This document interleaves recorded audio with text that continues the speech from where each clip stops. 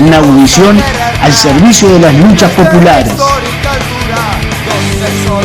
Que toda nuestra América y el mundo sea un grito de guerra contra el imperialismo, por la unidad de los revolucionarios. La entraña de transparencia de tu querida presencia, comandante Che Guevara.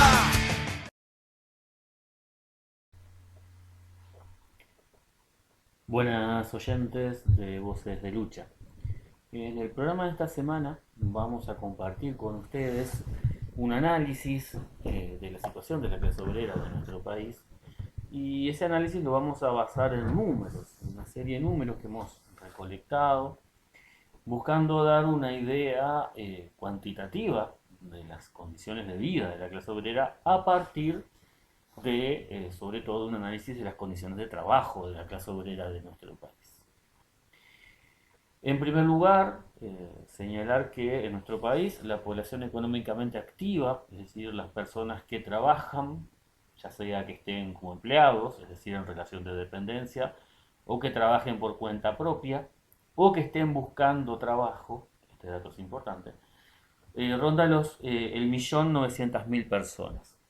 Es importante tener en cuenta esto porque para las estadísticas, si una persona cuando es entrevistada, por ejemplo, declara que en las últimas semanas no ha estado buscando trabajo, no se la va a considerar como población económicamente activa y por lo tanto no va a figurar, por ejemplo, en los datos de desempleo.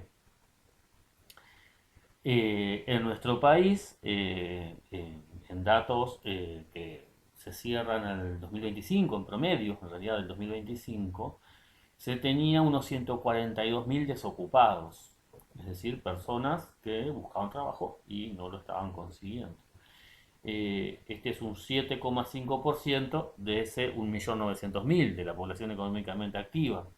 Eso es lo que se presenta como la tasa de desempleo cuando se presentan las cifras oficiales. A marzo del 2026, un dato más actualizado, esa tasa de desempleo sube al 7,8%. Pero es una cifra que en números redondos se ubica constantemente en los últimos tiempos entre unos 140.000 y unos 150.000 personas desocupadas en nuestro país. Dentro de las personas que están ocupadas, en las cifras que presenta el Instituto de Estadística, acá se incluyen a las personas empleadas, o sea, en relación de dependencia, y las personas que trabajan por cuenta propia o incluso patrones. Dentro de esa población ocupada, un 22%, o sea, más de 1 de cada 5 de las personas, no están registradas en la seguridad social, es decir, trabajan en negro. Esta cifra se ha mantenido también en forma constante en los últimos años, oscilando entre el 20 y el 24-25% de la población que trabaja en negro en nuestro país, es decir, que no tiene absolutamente ningún derecho legal, que generalmente no cobran ni aguinaldo, ni licencias, no tienen vacaciones, no tienen cobertura de salud, ni derechos de despidos, ni ajustes de acuerdo a lo que, ni siquiera los magros ajustes que determinan los gobiernos. Es un porcentaje altísimo de la población ocupada de nuestro país, como decíamos, un 22% a marzo de este año, en una cifra que en los últimos años ha oscilado entre el 20 y 25%, y que obviamente los gobiernos toleran y no han actuado de ninguna manera para intervenir, porque justamente el trabajo en negro es una manera que tiene el capitalismo de tirar los salarios hacia abajo, las condiciones de empleo hacia la baja, porque bueno, junto con la masa de desocupados, es una presión constante sobre los trabajadores ocupados, en el sentido de que el patrón, como todos sabemos, plantea, bueno, si no te gustan estas condiciones, te vas, y hay muchos haciendo cola para acceder a tu trabajo.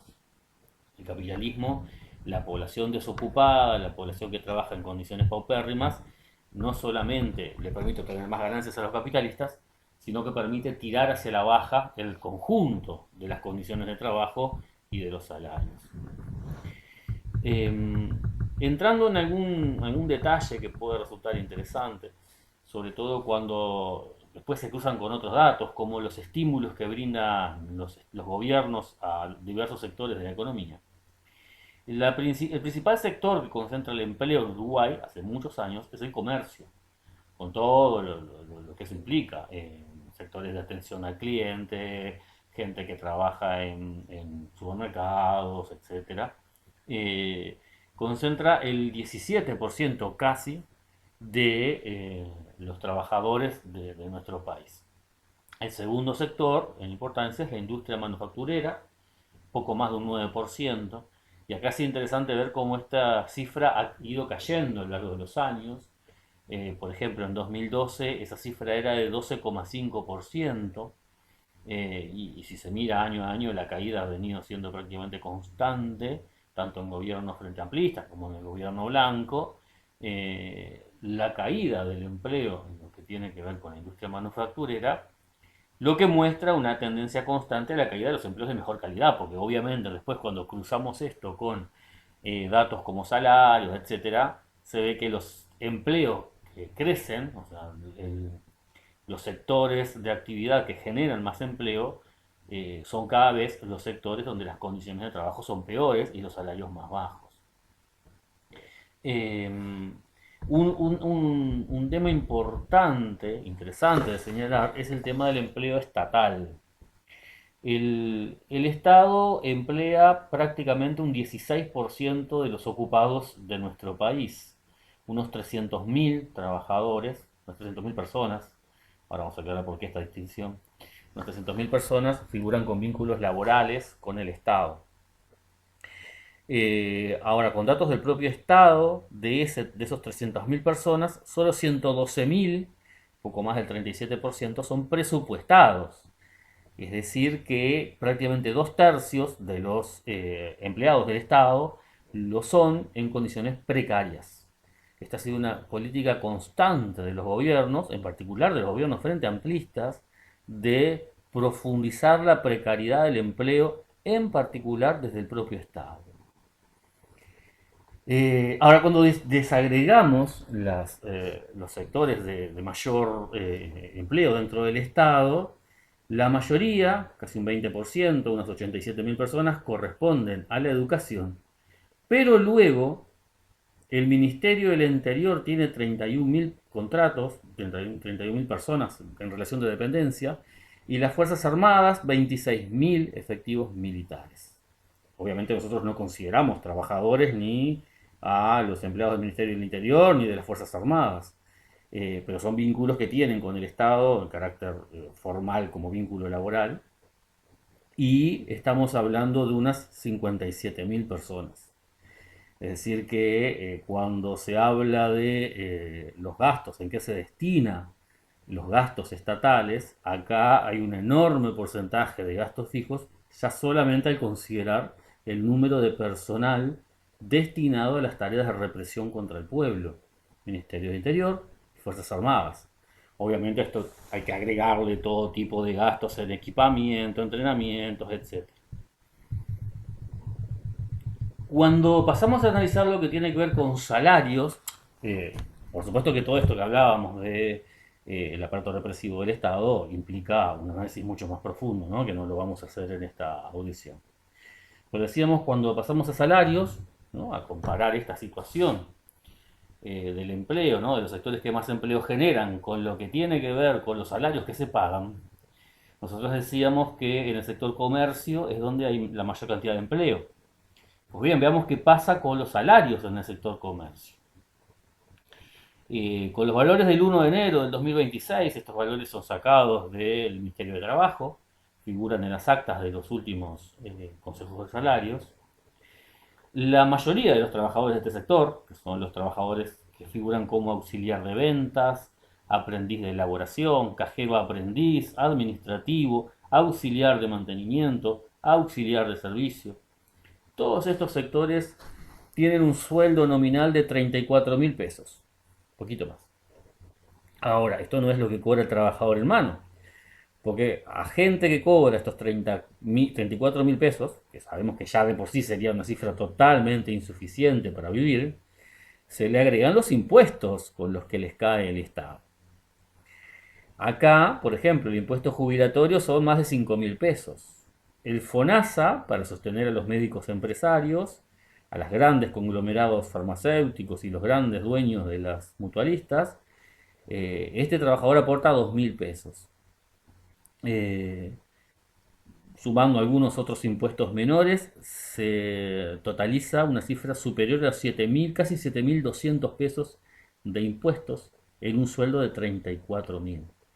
Esto le deja en mano a la mayoría de los trabajadores del sector comercio menos de 27.000 pesos, poco más de 26.800 pesos. Si después vamos al otro sector que es mayoritario en lo que tiene que ver con el empleo, que es la industria, ahí hay enormes diferencias entre un sector de la industria y otro. Por ejemplo, en las industrias donde las condiciones de trabajo son peores, donde la producción que se hace tiene menor valor agregado, los salarios son bajísimos.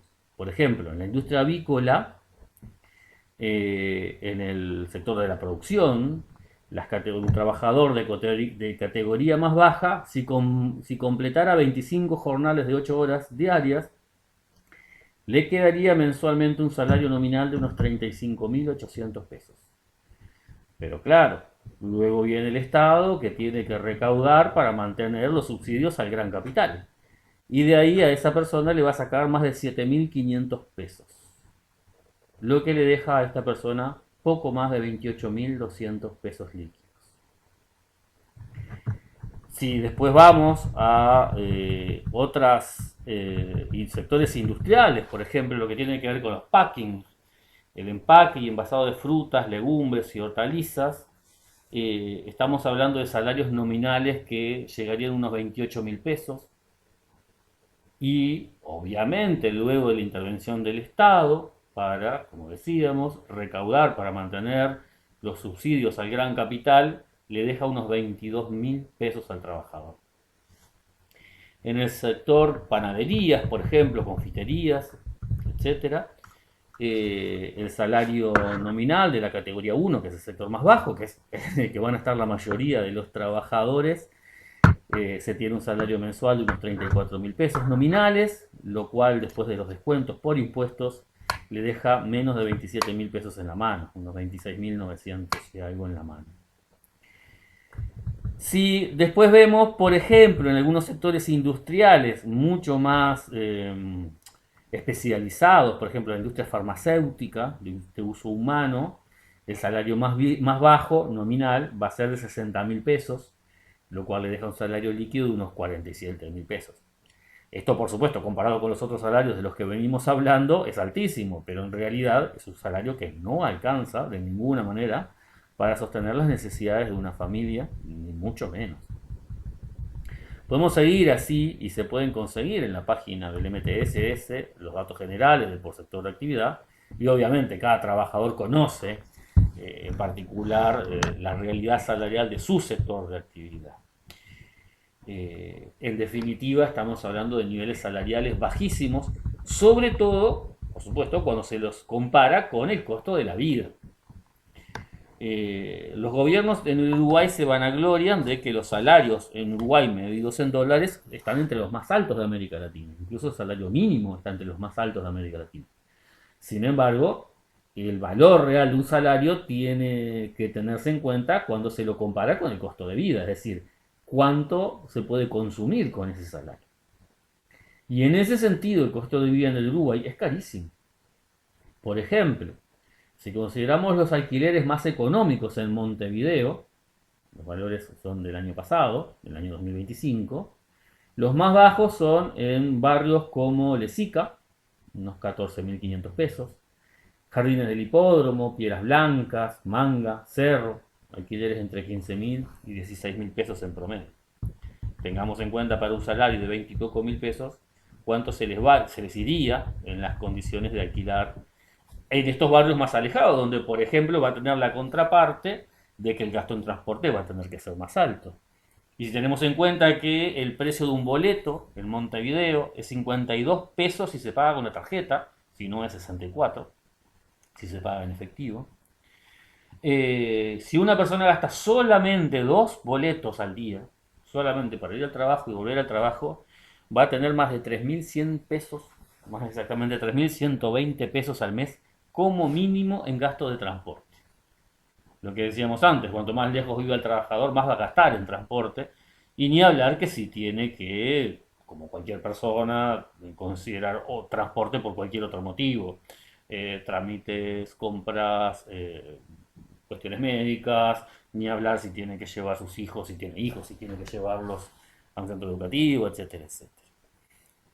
Pero solamente si esta persona va y viene al trabajo, gasta el boleto en eso, estamos hablando de más de 3.000 pesos al mes. Si lo sumamos con un alquiler de 15.000 pesos, ya estamos en 18.000. Para una persona que gana 20 y poco, le queda muy poco. En Uruguay, un kilo de pan ronda los 200 pesos y se consigue barato. Comprando medio kilo por día, gastamos otros 3.000 pesos por mes. Un litro de leche vale 45 pesos. Un litro de leche por día se tiene un gasto de 1.350 pesos por mes. Y con esto se te acabó. Alquilando una casita, yendo a trabajar y volviendo a trabajar en ómnibus, comiendo medio kilo de pan y un litro de leche por día, se te acabó el sueldo. Esa es la realidad de la clase obrera uruguaya. Por supuesto que para sobrevivir hay que recurrir a otras cuestiones, ¿no? Entonces, por ejemplo, aparecen datos como que en el Uruguay más de 190.000 personas, casi 200.000 personas, residen en asentamientos irregulares. Lógicamente, con los precios a los que están los alquileres y con los niveles salariales, son muchísimas las familias de trabajadoras que se van directamente a un asentamiento. Luego aparece la realidad de los trabajadores, sobre todo los más jóvenes, de que no se pueden independizar, no pueden alquilarse una casa, no pueden ir a vivir en un lugar que no sea la casa de sus familiares, etcétera. Entonces el tema de la vivienda se transforma en un enorme problema en el Uruguay, pero en un enorme problema vinculado directamente a la pobreza salarial que sufre nuestra clase. Por supuesto que esto también tiene efectos en cuestiones aún más elementales, como la comida. Según propios datos del Estado, el Estado, para hablar de la gente pasa hambre, habla de inseguridad alimentaria. Según las propias cifras del Estado, un 13,2% de los hogares, un 13,2% de las familias de nuestro país sufren inseguridad alimentaria moderada o grave. Esto significa concretamente que cada 1.000 familias, 132 habían reducido la cantidad de alimentos que consumían por falta de dinero o algún otro recurso para conseguir el alimento, alguna vez en los últimos 12 meses. Si vamos a datos de personas, esto es de familias en general, de personas, 14,3% de personas han sufrido inseguridad alimentaria moderada o grave el último año. Esto implica que de cada 1.000 personas, 143 vivían en hogares donde se había reducido, se había dejado de comer ciertos alimentos por cantidad de dinero, por falta de dinero. Ahora, lo que se llama inseguridad alimentaria grave, es decir, en este caso el Instituto Nacional de Estadística considera inseguridad alimentaria grave cuando al menos una persona del hogar no come por lo menos un día entero, al menos una vez en los últimos 12 meses. Y en este caso, 19 de cada 1.000 familias de nuestro país, el año pasado, sufrieron esta situación. O sea, en 19 de cada 1.000 familias, por lo menos un integrante no comió por lo menos un día entero en el último año. Ahora, cuando se afina el análisis, hay datos más graves aún. Por ejemplo, en los hogares con niños menores de 6 años, la inseguridad alimentaria, moderada y grave, alcanzó a casi el 19% de los hogares. Es decir que de cada 1.000 familias con niños menores de 6 años, 190 prácticamente, experimentan inseguridad alimentaria moderada o grave, es decir, pasan hambre, mientras que de cada 1.000, 22 directamente pasaron hambre por lo menos una vez en los últimos 12 meses. cuando los gobernantes se llenan la boca de que van a combatir la pobreza infantil, etcétera, estas cifras que se vienen manteniendo constante año a año, sirven para desenmascararlos. En nuestro país existe, en el medio de la abundancia de la producción de alimentos, porque nuestro país produce alimentos para millones y millones de personas, y esos alimentos son exportados en su mayoría y sirven para enriquecer a enormes empresas multinacionales que encima reciben subsidios del Estado. Encima de esto, los gobiernos hacen gárgaras de que destinan un 0,02% en la rendición de cuentas para aumentar el combate contra la pobreza infantil y hacen propagandas en la tele. Es todo hipocresía. Los datos fríos muestran que la situación de nuestra clase se agrava a día a día. No es el objetivo de esta audición, pero desde ya planteamos que el planteo de PIT-CNT del impuesto supuesto del 1% del patrimonio al 1% más rico del país no es más que otra medida hipócrita del progresismo, que de nada, primero que nada, no va a salir, y segundo que aun cuando saliera, de nada serviría para combatir realmente esta situación.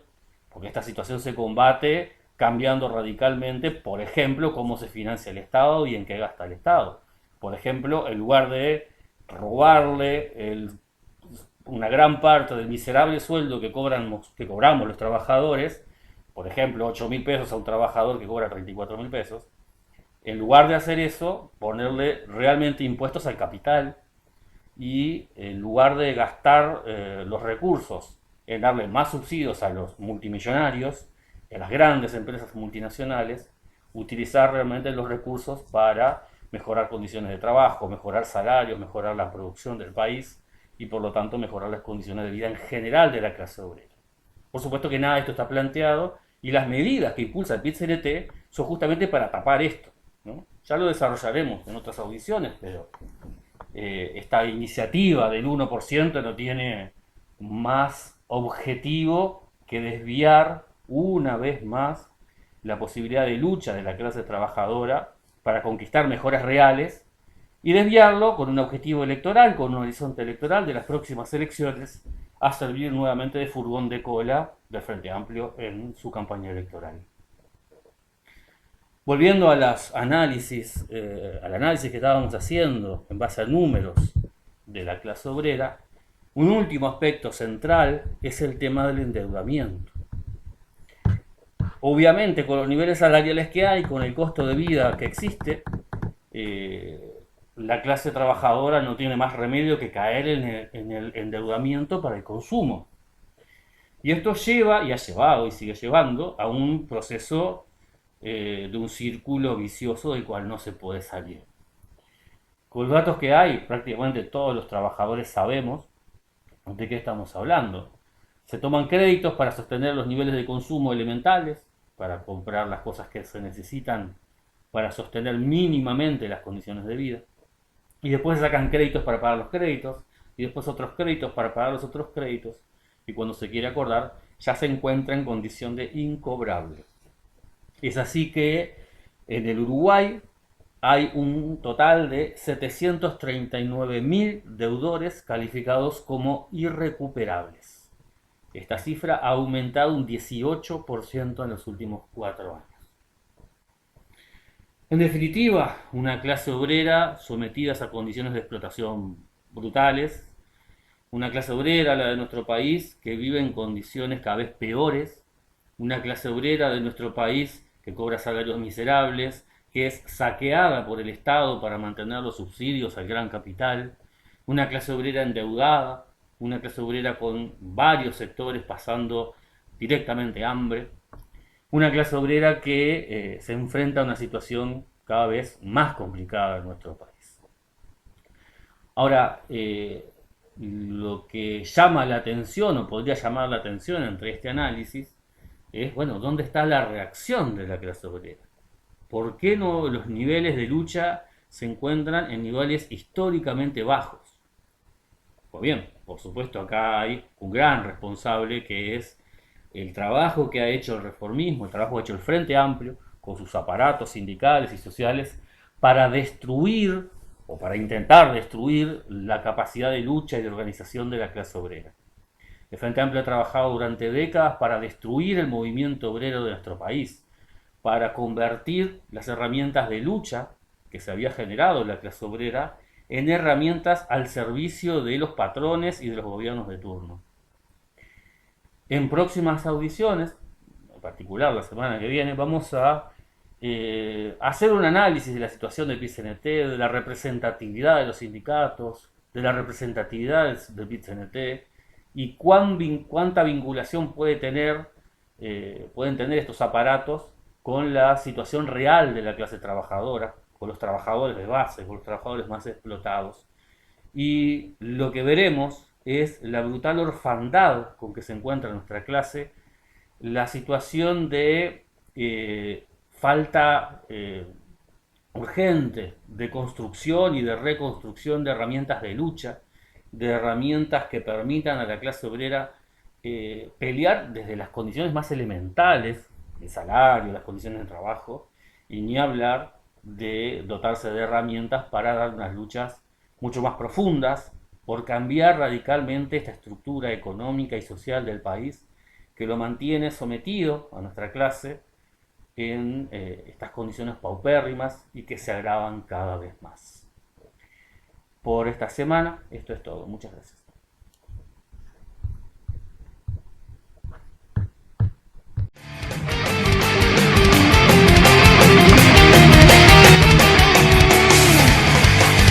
Una audición al servicio de las luchas populares. Que toda nuestra América y el mundo sea un grito de guerra contra el imperialismo, por la unidad de los revolucionarios. La enseña de transparencia.